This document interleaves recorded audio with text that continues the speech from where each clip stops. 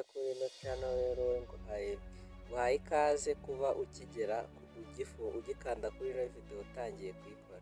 Ubwo rero tudatinze ino video wowe uyikanzeho rero nkubwira ngo rero uku kwezi tugiye gutangirana no kubona amafaranga. Wowe wamaze kuyikoraho uhita umenya yuko amasaha 24 inoti y'amadolari y'ibiceri inote y'amadolari 3.88 mu gihanganire nubwo mbagirashe rwose uzajya uyikorera ngo turebe rero iyo note yaba ingana nangahe mu mafaranga y'u Rwanda.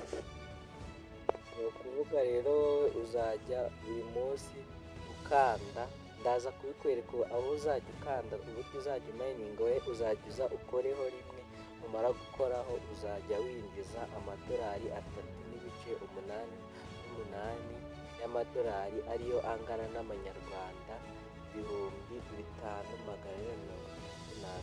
Impamvu mise mbikora gutya ni uko idolari rigeze ku gaciro k'1,400, ufite no kuzazamuka ntawamenya. ngo rero iri niyo ryo fatizo mise nkoresha. Noneho rero kandi sapoza rero njye noneho gutya mfiteho gutya maze kugezaho buri munsi ndayikora sinisiba maze kugezaho amadolari 55.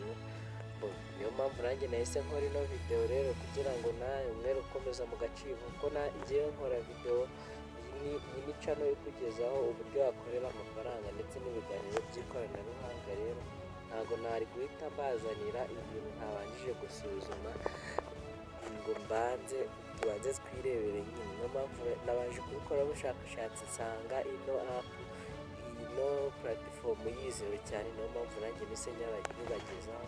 ubwo natinze kuyibagezaho ariko nakubwira ngo wifatiranya kandi uhita ukora subscribe kugira ngo ibiganiro byose bijye bibasha guhita bikugeraho, kandi update zose buri kintu cyose ndetse gihe kikugeraho kugira ngo utazacikanwa.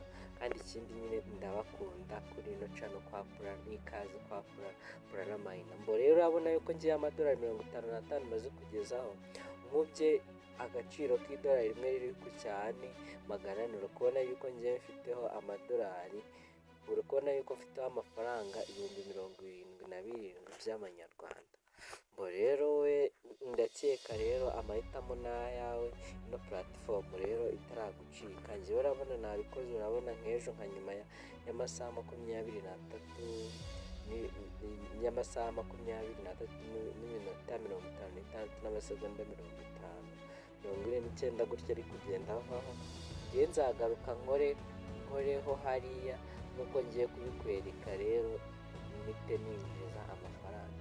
ubwira yuko rero niba uri mushyashya kuri ino channel bivuge ubwo ngubwo, cyangwa se ibi bintu akaba ari ubwa mbere ubonye byo gukorera amafaranga. iyi platform ngiye kubereka uburyo ki wiyandikisha cyangwa se uburyo ufunguramo account. nawe niba utabimenyereye urabikora, kandi aho wagira ikibazo cyose muri comment cyandike, kandi na video uyihe like, kandi wanamvugisha kuri nimero yanjye. ndetse hano ino link muri ino video haraba harimo link ya group ya WhatsApp, aho ushobora kuba wasanga wakinjira ukajya ubona ibindi bintu bitandukanye. ngo tudatinze rero we uraza gufungura urakora kuri description y'ino video, ngo iri aho hasi cyangwa se kuri group aho haba handitse more. ngo n'umutwe w'iyi video uraza guhita ubonamo uraza guhita ubonamo link umare uyikoreho. iyi platform uraza guhita bikujyana muri Play Store. reka nzi rero ubwo ngubwo ndetse kugenda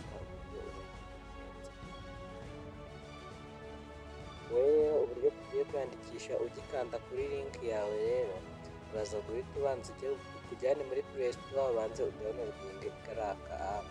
urangiza rero ubwo nikarangiza kujya uraza no guhita ukora open. numara kukopeninga rero wowe icyo uraza ugakora, uraza hano hambere icyo uza ugakora, uraza aha hambere urabona harimo email uyuzuzemo. aha kabiri rero ni ni username bakubaza uzishyiremo hano, uhitemo u Rwanda, numara guhitamo ushyiremo na nimero, hano ushyiremo password. Mu password rero ushyiramo ni ukuvuga ushyiramo password igizwe n'inyuguti, ugashyiramo ibimenyetso. Ibimenyetso rero ashobora kuba ari nka base, ugashyiramo byibuze nk'imibare nk'ibiri. Aha naho turahavuye. Hepfo naho urongera usubiremo iyo washyize hepfo, n'ubundi ni bimwe wongere ugire ubisubizemo. Hano rero wowe gutya hari iyi ngiyi ihari, iyi referral code ntabwo biri buze kuhasanga. Iyo urahasanga wowe icyo uraza gukora, kandi ubwo ngubwo twagasimbuka, uraza wowe hariyo urasangamo, uraza guhita, nanjye iyi nkoresha niyo umuntu wantumiye. Wowe ikintu uraza guhita ukora rero, uraza guhita ukora hano kuri register.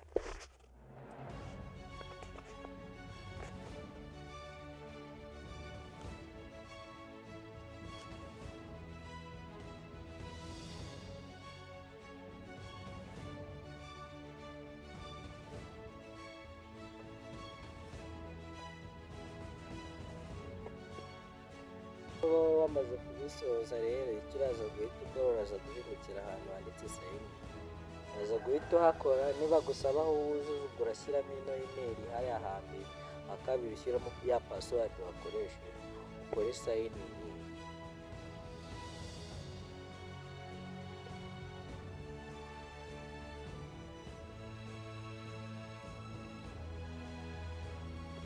Yes, ndagira ngo rero mbiyerekere yuko urabona gutya turacyafiteho 0, wowe baraza guhita bakuzana hano.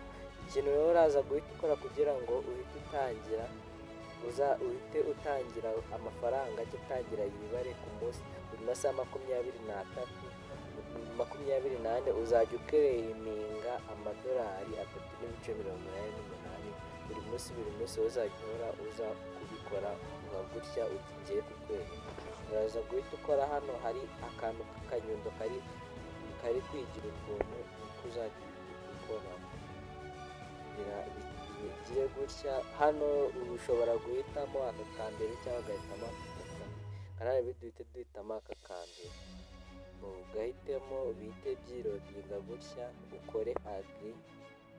Ngira ngo gutya ukibibona bahise bakwereka yuko ku munsi ni amadolari 3.88. Ngira ngo nabanjije kubibereka rero agaciro k'idolari, ariya dolari riri hariya agaciro bingana. Njye nabetse yuko mfiteho amadolari 55.00, ndetse mwabibonye amadolari mfiteho. Ikintu rero hano ndakeka hano mbaye nk'ubiberetse.